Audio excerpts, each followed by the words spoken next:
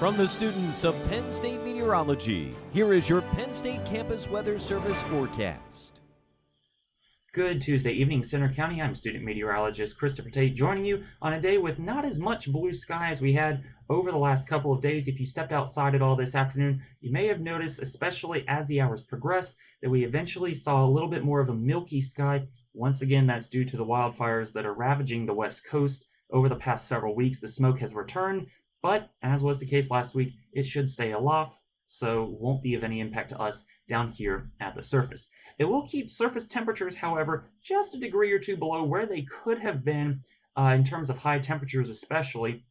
You see, we've made it up to the 70-degree mark here in State College, warming up fairly nicely in Williamsport to 78. They'll have less influence from that smoke, as will much of northern and northeastern Pennsylvania. I expect most of the smoke to be confined to the southern tier and southeastern PA over the next several days, where we find temperatures have warmed today nicely into the low and mid-70s.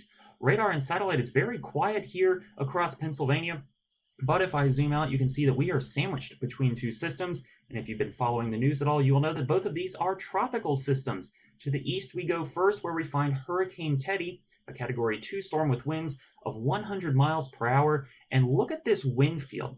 Now, areas in yellow are where you would expect to find tropical storm force winds, areas in red, hurricane force winds.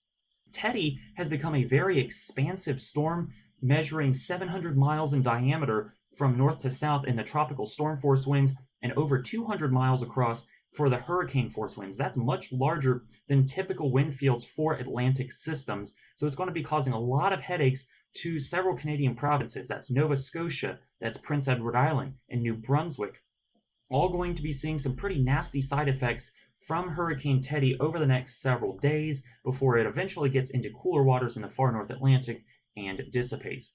A little bit closer to the United States, we find Tropical Depression Beta made landfall last night as a tropical storm a little ways north of Corpus Christi and is bringing a lot of unneeded rain to parts of the Gulf Coast. If we zoom in on the greater Houston area, we can find radar estimated rainfall of almost 15 inches in the last 36 hours, where some of these areas in Texas and Louisiana have already seen a boatload of rain from past tropical systems, and so they certainly don't need it.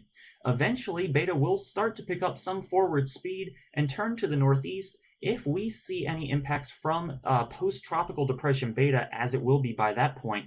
I expect them to be mainly confined to the southern tier, and we'll only see that during the weekend. Overnight tonight, we'll be cooling off to around the upper 40s in northern Center County and the low 50s in southern Center County under a mostly clear sky with a few passing clouds. The story is going to be pretty much the same during the day on Wednesday, and then overnight we'll have some clouds push in the wake, in advance, I should say, of a weak disturbance that'll be passing through the area. Could bring some isolated showers up along the northern tier and the southern tier of New York, and we'll be warming up fairly nicely during the day on Thursday to the upper 70s for most Pennsylvanians. The clouds will dissipate, but we will hang on to clouds across the southern tier and along the turnpike. And then as we head into the weekend, this is where we could see anything from Beta. You can see the clouds and the rain mainly confined to southern and southeastern PA. Otherwise, Saturday is going to be fairly nice. Sunday, we have a cold front that's going to be pushing through, attached to a low well up into Canada. That could bring us our next chance of precipitation. And if we do get rain, I expect it to stick around for a little while through the day on Monday. And there's also a chance we see a little bit of wraparound precipitation during the day on Tuesday. So for tonight, 46 degrees for your overnight low, mostly clear sky, not as cool as we have been with a light northwesterly wind. Then during the day tomorrow, a little bit warmer than today, 77 I'm calling for the high under sunny skies, with those clouds arriving late in the day.